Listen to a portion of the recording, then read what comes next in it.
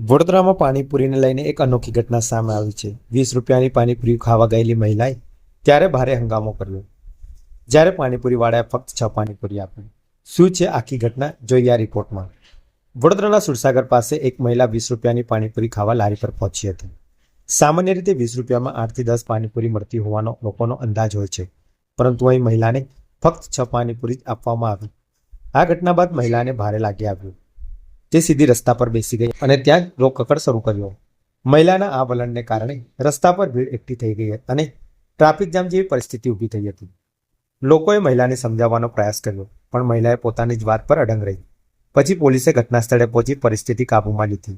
પોલીસના અણધારી ઘટના જાણી આશ્ચર્ય થયું। તો દર્શકો, પાણીપુરી હોય કે અન્ય કોઈ નાની વાત, પણ ક્યારેક આવી ઘટનાઓ મોટી બની જાય છે। વડોદરામાં 20 રૂપિયાની ફક્ત 6 પાણીપુરીએ મહિલાનો ગુસ્સો બહાર લાવ્યો, જેને જોઈને લોકો પણ ચકિત થઈ ગયા।